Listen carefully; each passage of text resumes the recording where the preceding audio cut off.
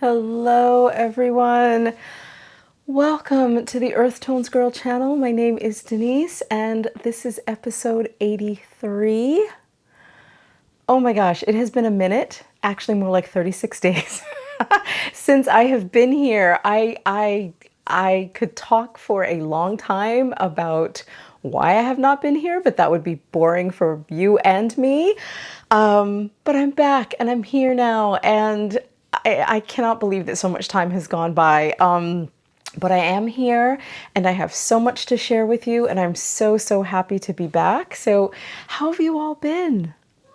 Oh my gosh, do you even recognize me? I promise it's me. Oh my gosh, it hit March. I don't know what happened. March was a very long, very challenging, a very uphill month. And I'm very glad that it's over, and April is feeling so much better personally. So that's really good. If you are on the East Coast, you know that we just recently had a little earthquake here, but we are all, in my world, we are fine.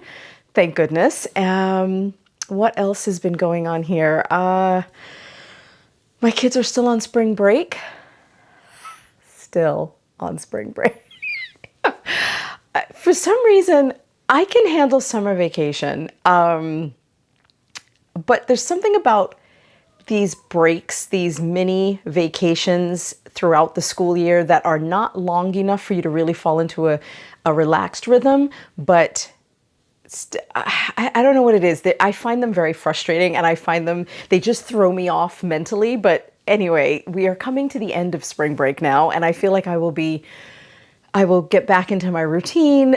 Things will feel normal again. I am a bit of a slave to routine and rhythm. So anyway, blah blah blah. I'm rambling. I am very happy to be back here with you all.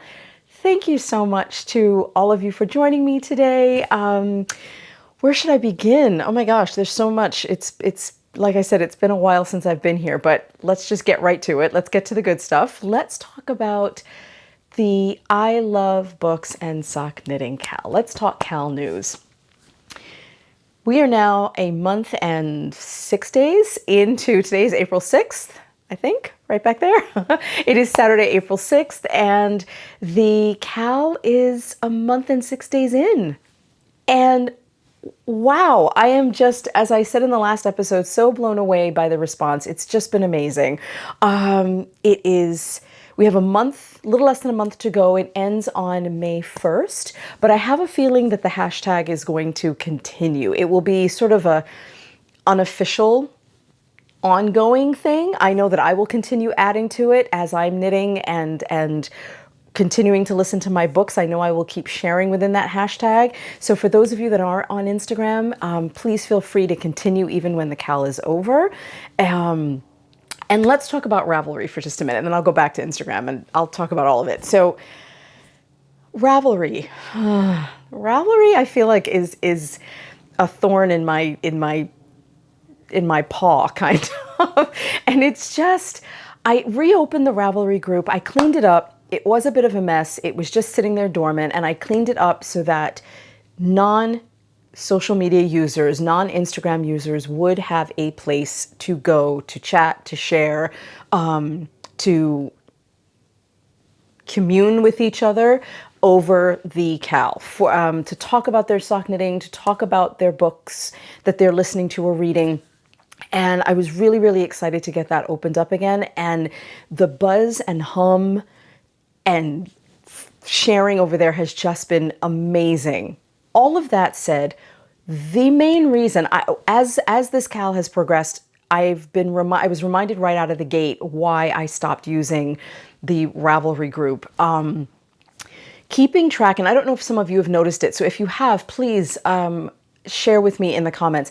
I feel like the Ravelry group threads within the anyway, the threads are so, can you tell I'm a little out of practice? I'll get back in the swing. Hang on, stick with me.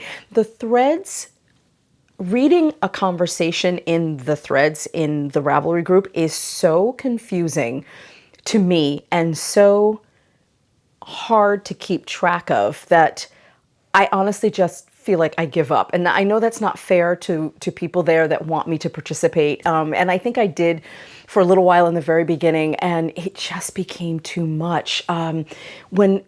If I start the thread, which I did, so I start a thread and then someone comments, and then someone comments to the original start of the thread, which is me, and they keep going back and forth and back and forth, but then people start commenting on what other people are saying.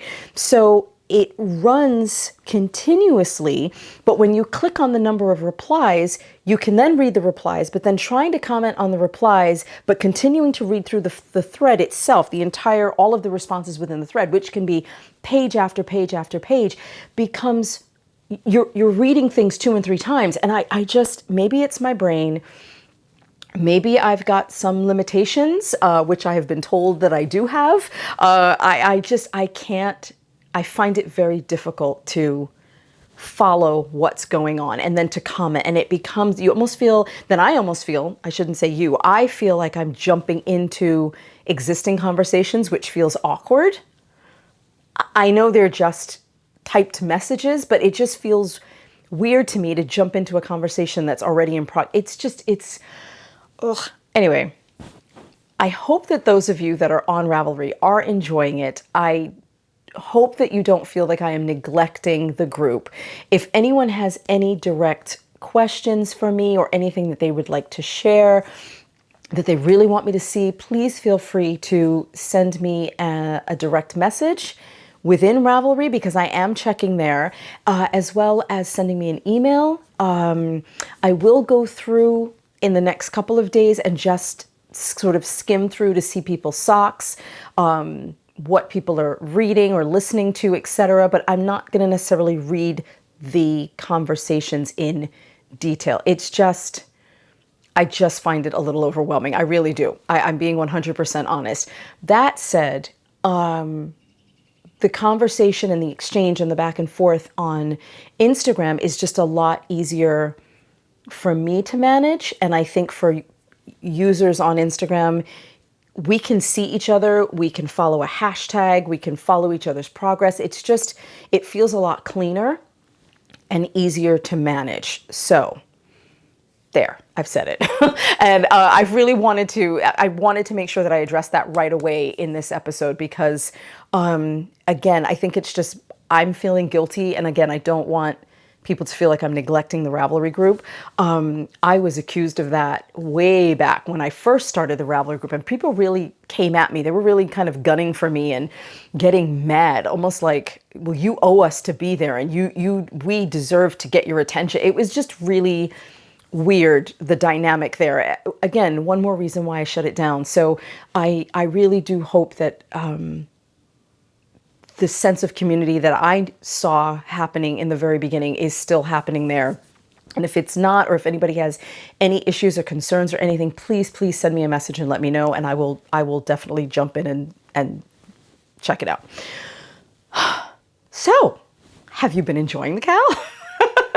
This has been so much fun. I have done the Falling Leaf Sock Cal for this past 2023, I think was 5 years or 6 years in a row that I've done that now. And it's fun and it's wonderful and I still love it. And I love seeing everybody's socks and the fall colors and all of that in the socks. It's wonderful and I still love it. But this feels so refreshing and exciting. And it's a topic that I just didn't realize so many people were participating in just in their own lives. Like so many knitters, and not just sock knitters, knitters in general, so many knitters read and knit or read and crochet, whatever their medium is, but so many people do both at the same time. And it's just amazing. It is so amazing.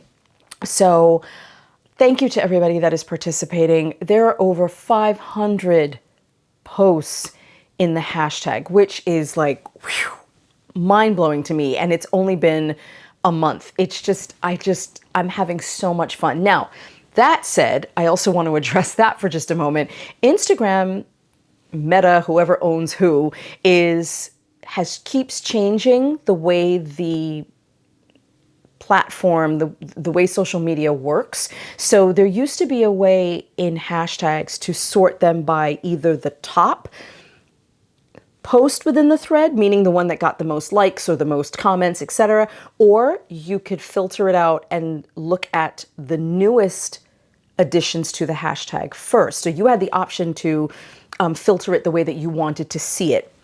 That, for some reason, is gone.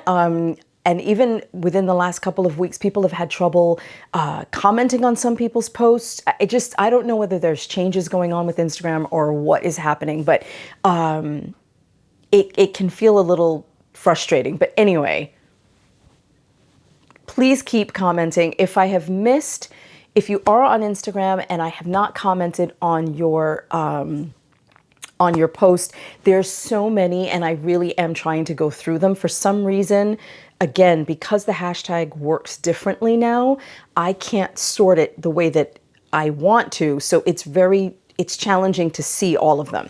So the best thing to do is tag me in your stories. If you add your post to your stories and you tag me in it, then I can add it to my stories. And more people can see you, more people can see what's going on, more people can see more posts. So that covers both platforms. All of that aside, I'm just really enjoying seeing everyone's socks. Some people have really run with the suggestion that I made to match your sock yarn and your sock project to the cover of your book. People have really run with that, and some of the matching has just been so incredible, so spot on, just beautiful. So that said, that's the perfect segue for me to talk about what I have knit and listened to in the last month. So let's talk about that. I'm actually going to put some socks on the blockers and then I will share it with you. So the sock, the first book, my first book choice, and I think I put this in the community board for people to guess what I was going to be listening to.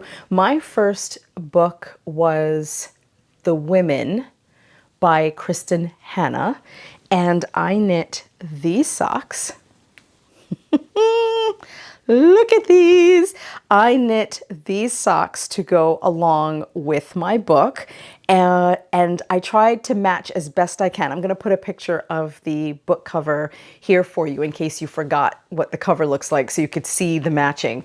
And I think I got it pretty close. I think I got it pretty close with the colors. The only thing missing from the sock is black, which is you definitely see that with the helicopter on the cover of the book. But this colorway, this yarn is Season of Love by the Cozy Knitter. She did, I don't know if you remember my Advent sock. She does the 24 stripe Advent skein. That's the Cozy Knitter. And again, this is the Season of Love. And don't worry, I will put everything in the hashtag in the description box for you down below. But here are my socks. Basic sock exploration, 64 stitches, 2.25 millimeter needle, shadow wrap short row heel, rounded toe, just my basic go-to, don't have to think about it sock. And these were so much fun to make. I feel like they flew off the needles. I went through that book so fast. I think I did the socks and the book in about a week. And let's talk about the book.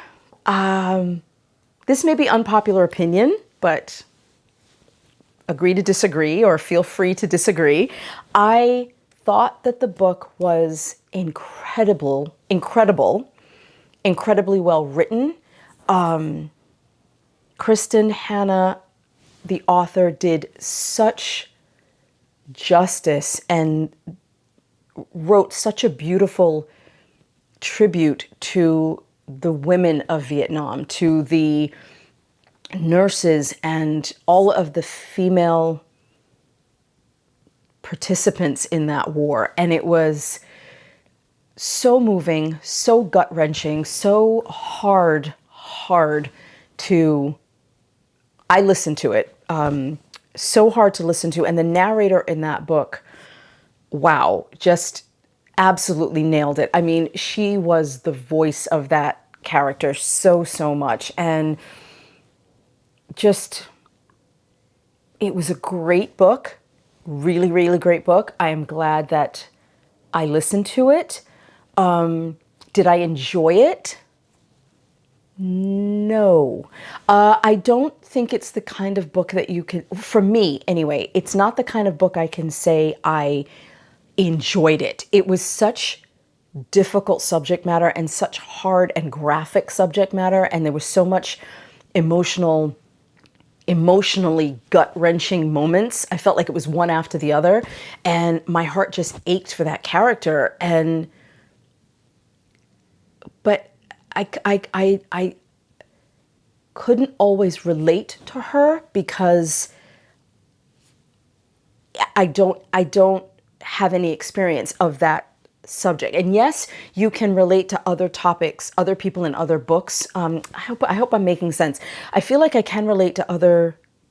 So let me stop. Let me think. Historical fiction is my go-to genre, and I love the subjects that I listen to, the topics, the periods, the stories that I listen to. And I feel like while I can't necessarily relate to living in a subway station in London during the bombing in World War II, of course I can't directly relate to that. There's something about it that draws me in.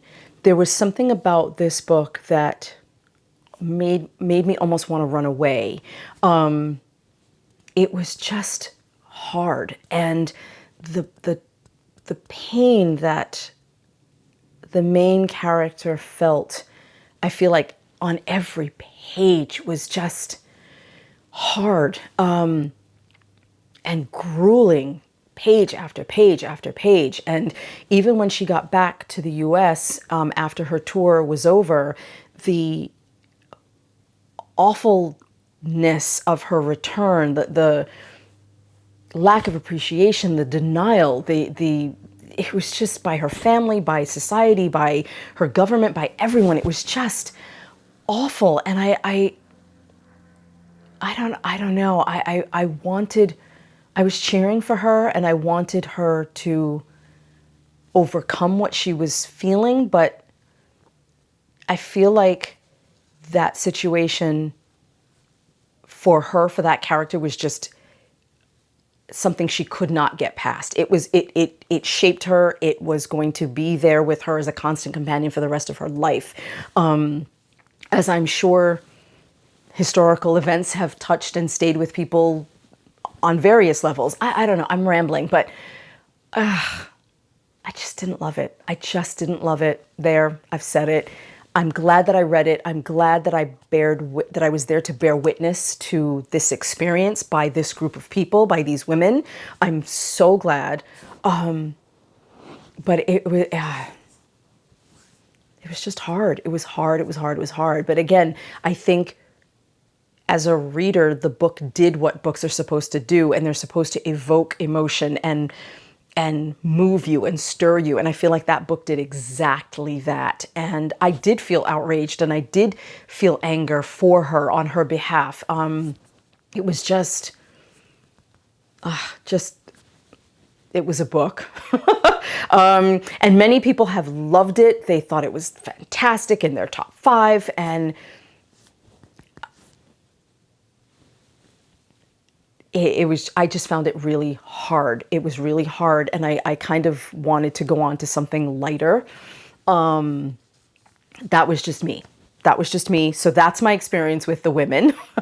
Let's move on. So now my second book, and I'm sure I'm going to get a lot of comments with people that don't agree with me, and that's okay. That's absolutely fine. Agree to disagree. Just wanted to share my experience with that book. So my second book that I feel like I went through just as fast was Wayward. But oh dear, who wrote Wayward? Ooh, I don't remember. Wait, you know what? Hold on. I am on my camera, so I can look it up on my phone.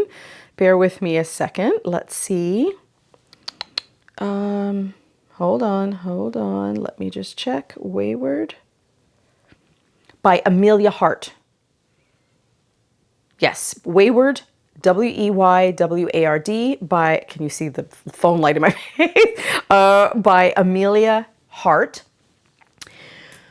I thought I would change topics altogether because while I love historical fiction, I also love books on the supernatural, witches, vampires, stuff like that, otherworldly fairies, things like I love that stuff too. So much. I think my love of reading started in that genre and moved on to historical fiction as I got older. But anyway, so looking forward to Wayward. Amazing reviews. So many people talked about it. Couldn't wait to get into it. And oh my God. Right out of the gate, I was like, please, not again. There was so much brutality in that book against women that, and very graphic scenes of graphic things. I'm going to keep this podcast rated G, so I'm not going to go into any more detail, but it was the abuse and the disgustingness that was put upon the women in that story was just, in that book was just, and I didn't like it. Again, beautifully written, amazing story, but I just wanted the book to be over. And I feel like there was so much talk about the pain that these women went through and not enough of the gift that they had as women of nature and witches, if you want to use that word. I wanted to explore more of that. I wanted more of that part of the story. And to me, there just wasn't enough of it. It was hinted at for most of the story that there's something there and they have this power. But again, you only got the bulk of it right at the end. And I was like, really? Again, beautifully written, if you can use that term for this book. It was very well written, very engaging. I mean, it sucked you in right from the beginning. And again, I plowed through that one in about a week as well. I got through it so fast. But it was just so awful. It was just, the treatment of the women was just despicable. There, I've said it. So what did I knit while I was listening to that? So I'm not doing too good. I feel like I had all these amazing books before the cal started. But anyway, what did I knit? I knit these. Look at that. So these are my Wayward shorties. Now these are actually, the pattern for this is my upcoming pattern. So these are my DK weight shorty socks. Let's look at those. And if you know the cover, I will put a picture of the cover here.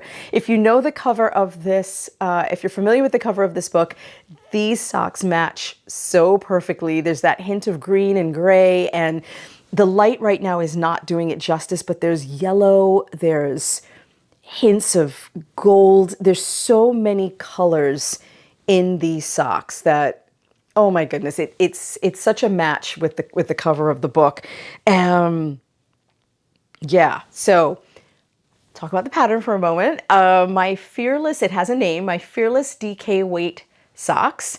That pattern will be out by the end of April. I can't wait for you to have it. It will have two versions of a DK weight sock. It will be a full-length version, which I think I shared in a past episode. I knit a full-length version. And then there's going to be the shorty version, which is this. And also in that pattern is a full detailed explanation on how to customize a shadow wrap heel based on any yarn weight that you are using and any pattern that you are using. It fully explains how to customize the numbers, how to change the numbers, how to knit the heel based on the numbers in your sock, based on the weight yarn. So all of that is coming. I can't wait for you all to have that because I don't know, for some reason, maybe because people feel that it's coming, and I've talked about it. I've gotten so many questions on how to customize the heel. So that explanation will be in that pattern in full detail. So please stay tuned. And here you go. I love them. And DK, you know, I do have to say, I have a bit of, I've been feeling a little, I don't even want to use the word arthritis, maybe? I don't even want to use the word. I said it out loud there, but I've definitely been having a little pain in my thumb, which for the first time ever, I never have pain in my thumb or my hands. I mean, they get tired sometimes, and there's the light playing with me right now. My hands get tired from knitting sometimes, but this is actual pain down in the joint. So I was a massage therapist in my past life, so I've been taking care of it, and it is not getting any worse. It's actually gotten a little bit better, but it's interesting how I feel a big, oh, you can even see the socks even clearer now with the light. I feel a really big difference in my hands when I knit DK versus fingering weight. Huge difference in my hands. So that was really interesting for me. DK socks knit up so incredible, and I lose the light again. Just is what it is. Excuse me. DK weight socks knit up so incredibly fast, and the sort of the opening line in my pattern is, if you've ever wanted to try sock knitting, but all those tiny stitches in the fingering weight are just daunting, then start with this DK pattern. So you get all the basics of knitting a sock, but without all of the super duper tiny stitches. So these were, oh my gosh, 2 days, maybe 3 tops to knit this pair. They're so fast. They just fly. I mean, this is only 48 stitches per sock, as opposed to 64 on a fingering weight sock. So you can imagine how much speedier these are. So yeah, Wayward, DK weight shorties. Okay. Let's go on to my other pair. So both books are now done. I'm feeling emotionally drained, and I really wanted something light and sweet and back to the topic of books. I love when books, historical books, cover books. So I just decided to go back to my tried and true, and I sort of blind dated this book. I didn't know anything about it. The cover, I literally judged this book by its cover. And I know you're not supposed to judge a book by its cover, but I did. And I'm going to talk about my shirt in just a minute, because I just sat back and realized you can see it. I judged this book by its cover, and it's called The Little Village of Book Lovers. And I actually have a copy right here. And for those of you who may have noticed, I changed things around back here. I wanted it to feel a little cozier, and I just wasn't loving the sock blockers up top, and I put in a lamp, and I'll talk about the lamp in another episode, but I don't know if you can see what the lamp base is stuffed with. Wink, wink. We'll talk about that later. If not this episode, definitely another episode. And I added some books here. Some of my favorites are there, and I've got the candle going. I just wanted it to look a little cozier in here, more like we're sitting together in a cafe somewhere chatting, or in a little book nook somewhere chatting. But anyway, this is the book. And oh my God, wait, what's happening? Is this a physical copy in my hand? Yes, it is. I'm not putting a picture up for you. I decided when I really love a book, really love it, I will buy a hard copy. Why? Just, have you ever heard of a book trophy? This is a book trophy. Like there's there's trophy yarn, there are trophy books. There's some yarn in my stash that I will probably never knit, or don't have any plans to knit anytime soon. Unlike books, I won't physically read this because I'm listening to it, but there's times when there's such a beautiful line or passage or phrase that's used in the book, and I want to underline it. I I might want to write notes in the margin or put a post-it in here with my thoughts. So I really wanted a physical copy of this one. This book, again, is The Little Village of Book Lovers by Nina George. I had never heard of her. Again, I kind of just scrolled through Audible and went boom and saw this, fell in love with it. This book is so unique. It feels like, and I think I described this on a post on Instagram, this book feels like a conversation, like you're sitting at a table having a conversation with really, really good friends, and everyone's talking at once about all of your favorite topics, and you're trying to listen to what everyone is saying. And rather than it sounding like chaos, it just sounds joyful, and you're just enjoying it. Even though some parts of it you may need to go back and reread or re-listen to, or ask someone to repeat what they said. I've backtracked a little bit to re-listen to parts to this already. There are a lot of voices in this book, and I don't want to describe it too much because it's to me, it's very unique. I love the way this is written. I think Nina George did an outstanding job with this book. It is just an absolute delight. And there's a little girl in the story, Marie Jeanne. I think I'm saying her name correctly. Hold on. Wait, let me see. Marie Jeanne. So the book takes place in France, and she's so delightful. I just love her. I love this character so much. I would just want to spend time following her around and watching her discover things. And you'll understand what I mean if you decide to read it, or if you've read it. Maybe you agree, maybe you disagree, but maybe you agree. But so anyway, what did I knit while I'm not finished yet. I'm still listening to this one, but the socks that I made for this, and I got through the socks because it was a new to me pattern, but a technique I've wanted to try for a really, really long time. And I found a really great pattern, which I will share in the description box for you. And I just ran with it. I loved this pattern. It was so unique. And again, a technique I had not knit before, but wanted to. And I don't really know why I hadn't tried it. But anyway, I knit these. Ta-da! So there were two new to me techniques in this sock. The heel tab. So let's zoom in on that for a moment. I knit a heel tab for the first time and loved it. Loved it. I wanted to try these for so long. And I had a question from someone on Instagram once, if there was a way to raise the back of a shorty sock a little bit so it wouldn't ride down so much. And there is a way, of course, there's a way to add short rows across what would be, even though there's a short leg on a shorty sock, but there is a way to add short rows across that small section of leg in order to raise the back of the sock just a little bit. That said, that is what's done for you here with the heel tab.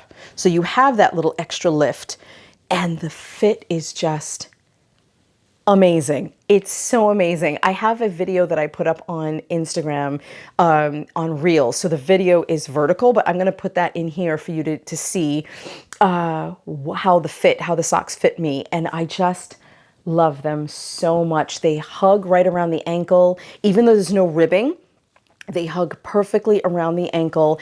And joining, you have to turn the cuff. There's a little, let me see if I can pop this off so you can see. There is, when you knit the heel, is that going to focus? There we go. When you knit the heel tab, you then turn the side, and of course I didn't weave in my ends, so just, sorry, my slip is showing, just ignore that. We'll tuck that in. Excuse me. Let's tuck that in for a sec. I'll turn this out so you can see. You have to sew or knit together. This particular pattern has you knit together the edge of the cuff back onto the edge of the sock, and then once the cuff has been joined, then you keep knitting And with this, it's only about 5 or 6 rounds. I hope that's coming in. Yeah, only about 5 or 6 rounds, and then you start the heel. So the second new to me technique in this is the fade. So I didn't fade up here and here from, it's a different color for the heel tab. So I didn't fade there or there or there, but I did fade with this light speckly pink and the white. And let me see if I can find where I joined. Hang on. Oh my gosh, I can't find it. Hold on. So it would be joining here. So I think I would join on this side, right in here. And it's pretty smooth. Yeah, it came out pretty smooth, but I really want to research a little bit more how to twist the yarn strands when you are doing a fade. But I'm really, really pleased. I love how these turned out. That's just me wanting to do a little bit more research. So there you have it.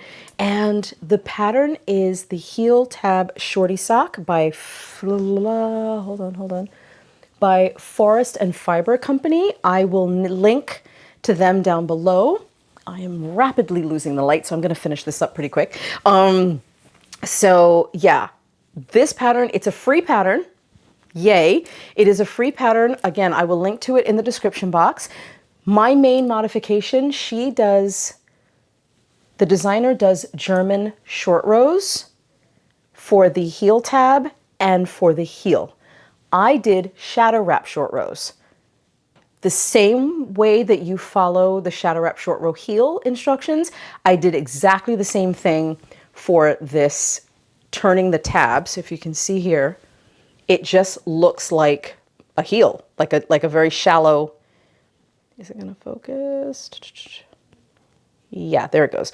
So it just looks like a shallow heel. So I did shadow wrap short rows to create that turn. And then here is the actual heel. So I did shadow wrap short rows for the heel. Those were my modifications. Other than that, I followed her instructions exactly. Provisional crochet cast on. I did, in order to create the cuff or the hem, I did everything the same. So yeah, loved it. Loved this pattern. It was so much fun and I learned so much. And there you have it. So those are my 3 books. Wow, it's really getting dark. It's getting so dark. Hold on. Let me see if I can pull this back a little bit. See if that gives me a little more light. Yeah, a little bit. You know I'm here. You can see me. Many of you are knitting and not looking at me anyway, so that's okay. So yeah, those are all of my projects. You know what? I'm going to save my WIP, my work in progress, and my next book for another episode. What else did I want to share with you? I think we've covered the basics. Again, I just really wanted to get back in here with you, get into the swing, catch up with you a little bit, and say hello. Again, it's been a while, but I'm back now, and I'm so happy to be here. Again, to those participating in the CAL, thank you so much. Please leave your comments, share in the comments down below what you're making, what socks you're working on, what books you're listening to, any questions you may have from anything from this episode. I've missed interacting. I'm still trying to catch up on comments from the last episode, but I will. It's all good. I will catch up. Time will allow. And the pattern, the Fearless DK Weight Socks pattern will be out really, really soon. Oh, and motivation markers. I'll put a picture in here for you as well. There are still motivation markers specifically designed for the CAL still left in my shop. So please feel free to pop on over if you are still looking for one. And I think that's it, everybody. I'm so glad I got some time today. I made the time to be here. I'm feeling better. Things are calmer. I've also started walking, but we'll talk about that later too. And I hope you're all well, and I will see you all again really soon. Oh, let's talk about the shirt. Wait. So this shirt was designed, Can you see what's on the shirt if I come in a little bit? Oh, there's my microphone bleeping there. I don't know if you could see that as I was talking. Oh, now that I realize you can kind of see it. But anyway, hope that wasn't too distracting, everybody. I wanted to still have it on, but I didn't want to clip it to the neckline of my shirt. But anyway, this shirt was designed by Jen Yard of Everything Shapes Us on Instagram. I think she's created a new account on Instagram called Yarn Inspirations. I'll put it on the screen here for you and I'll link to it down below. But it has books and balls and skeins of yarn, open books. It is just such a beautiful design and I love it so much. Jen, if you're watching, so beautiful. I have another t-shirt by her and a mug and I will share that on a much brighter day. So take care, everybody. Be well, and I will see you all again really soon. Bye, everyone. Thank you.